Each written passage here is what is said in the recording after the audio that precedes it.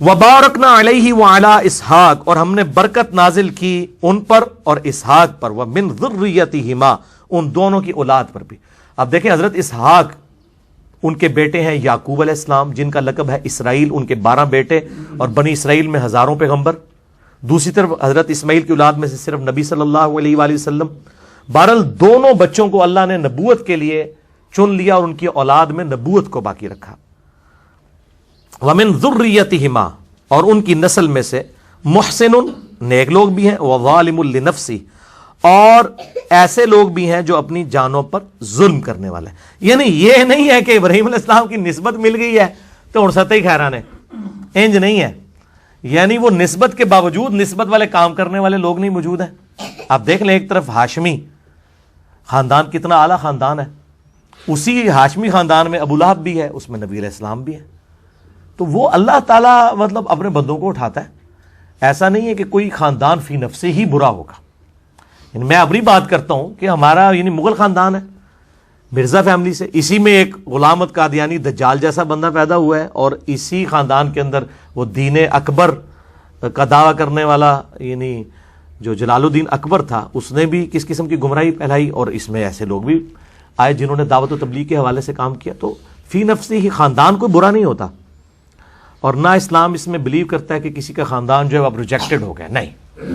آل امیہ میں کتنے لوگ ہیں جو سیدنا علی کے شیعہ میں شامل تھے، سیدنا علی کے سپورٹر تھے جنگ صفین میں، حالانکہ آل امیہ سے تھے۔ اور بنو ہاشم میں چند ایک لوگ ایسے تھے جو ہے وہ حضرت معاویہ کے ساتھ مل گئے رضی اللہ تعالیٰ عنہ۔ تو یہ نہیں ہوتا کہ مطلب کوئی خاندان کی وجہ سے کسی کا، ہاں اگر خاندان بھی ہو، اعمال بھی اچھے ہوں تو پھر نسبت فائدہ دیتی ہے۔ پھر حسن و حسین ہی جنت نوجوانوں کے سردار ہیں، ٹھیک ہے، پھر فاطمہ ہی جنتی عورتوں کی سردار ہیں۔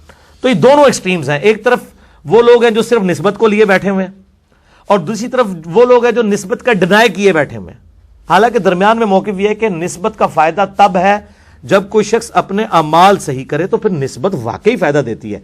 دیکھیں نا، اللہ تعالیٰ نے بنی اسرائیل کو بھی کہا نا، انی فضلتکم علی العالمین، ہم نے بنی اسرائیل کو سارے جہان والوں پر فضیلت دی تھی، نسل ہونے کی وجہ سے دی تھی نا، اور اب بنو اسماعیل کو فضیلت دی ہے۔ بخاری مسلم کی حدیث ہے کہ قیامت تک خلافت صرف قریش میں رہ سکتی ہے، بنو اسماعیل کے اندر۔ کیا دوسرے مسلمان نہیں ہیں؟ لیکن قریش کو اللہ تعالیٰ نے چن لیا ہے، جیسے بنی اسرائیل کو چنا تھا، اب بنو اسماعیل کو۔ اس لیے آپ دیکھیں کہ آخری خلیفہ جو ہوں گے مسلمانوں کے، جو پوری دنیا میں خلافت قائم کریں گے، مسئلہ نمبر 127B میں نے امام محمد بن عبداللہ المہدی رضی اللہ تعالیٰ عنہ علیہ السلام کے بارے میں ریکارڈ کروایا 12 صحیح الاسناد حدیث کی روشنی میں، اور وہ بھی ہاشمی خاندان سے ہوں گے، سیدہ فاطمہ کی اولاد میں سے ہوں گے، ابو داؤد میں، مسند احمد میں اور کتابوں میں احادیث موجود ہیں۔ تو وہ بنو اسماعیل میں سے، نبی علیہ السلام کی اولاد میں سے سید ہوں گے۔ لیکن ایک سید وہ ہے جو صرف نام کا ہی سید ہے، اور پھر ظلم یہ کرتے ہیں کہ وہ عام لوگوں کو کہہ رہے ہوتے ہیں کہ امتی یہ بات کر رہا تھا۔ بھائی اسی تو امتی نہیں، اللہ دے بندے ہو، اسی نبی علیہ السلام دے امتی ہیں، امتی ہونے میں تو ہم دونوں برابر ہیں۔ جیسے بشر ہونے میں انبیاء اور عام انسان برابر ہیں، مرتبے کی بات نہیں ہو رہی بشر ہونے میں، اسپیشیز میں، اسی طریقے سے جہاں تک امتی ہونے کا تعلق ہے تو چاہے وہ بنو اسماعیل میں سے ہو، بنو اسرائیل میں سے ہو، یا کوئی ترک ہو، چاہے کوئی جٹ ہو، رائی ہو، کوئی مغل ہو، کوئی چودھری ہو، سب کے سب جو ہے وہ امتی ہونے میں تو برابر ہے نا۔ باقی مرتبے میں اب آپ دیکھ لیں، پھر وہ جو محنت کرے گا وہ آگے نکل جائے گا۔ اب قریش ہی میں یعنی بالکل نچلے درجے کے 2 خاندان تھے، بنو تیم اور بنو عدی۔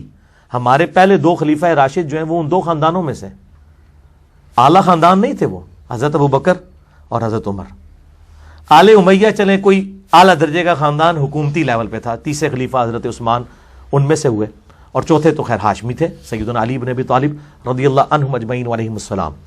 تو اسلام نے ذات پات ان ساری چیزوں کو ایڈریس ضرور کیا ہے اس حوالے سے، لیکن جو نسبت ہے وہ فائدہ ضرور دے گی اگر اعمال ہوں گے۔ اگر اعمال نہیں ہے تو نوح علیہ السلام کا بھی اللہ نے کہا یہ تیرا بیٹا ہے لیکن اس کے اعمال تیرے والے نہیں، یہ تیرا بیٹا ہی نہیں ہے، وہ اہل البیت سے ہی خارج کر دیا۔ یہاں پہ لوگ وہ جناب سیدوں کے احترام کے لیے ایسے ہاتھ باندھ کے کھڑے ہو جاتے ہیں، چاہے وہ پوڈری، چرسی، افیمی قسم کے، وہ مطلب بے نمازی قسم کے لوگ ہیں، ان کو رسپیکٹ کہہ رہے ہیں، ہم نبی علیہ السلام کو رسپیکٹ دے رہے ہیں۔ بھائی نبی علیہ السلام کو رسپیکٹ دینے کے لیے ضروری ہے کہ کسی پوڈری چرسی کو آپ نے رسپیکٹ دینی ہے؟ تھوڑے سید نے اور بعمل سید کوئی نہیں ہے، اس کو رسپیکٹ دیں۔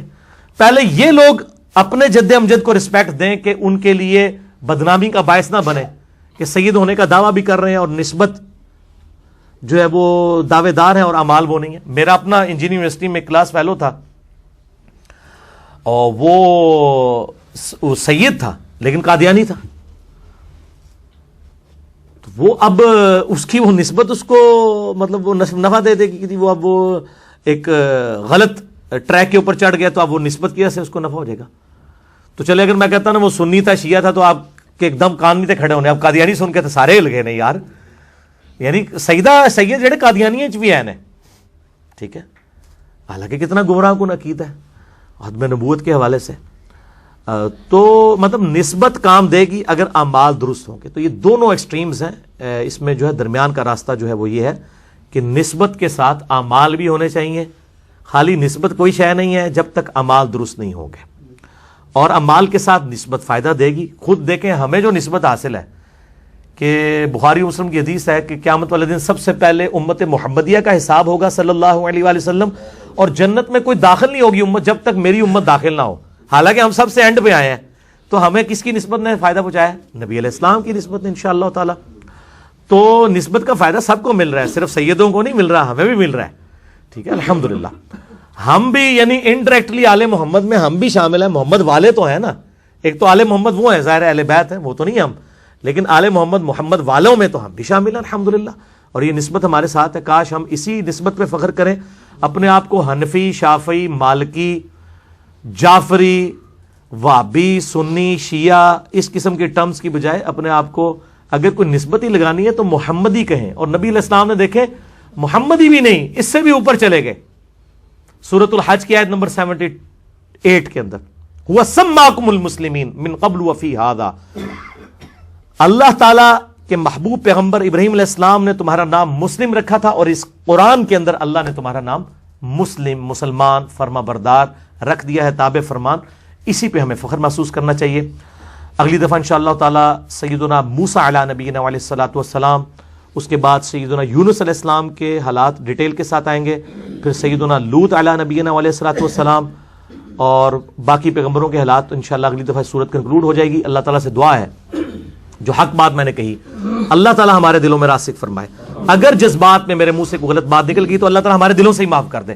ہمیں کتاب و سنت کی تعلیمات پر عمل کر کے دوسرے بھائیوں تک پہنچانے کی توفیق عطا فرمائے. سبحانک اللہم و بحمدک, اشہد ان لا الہ الا انت, استغفرک و اتوب الیک, وما علینا الا البلاغ المبین. جزاکم اللہ خیرا و احسن الجزاء.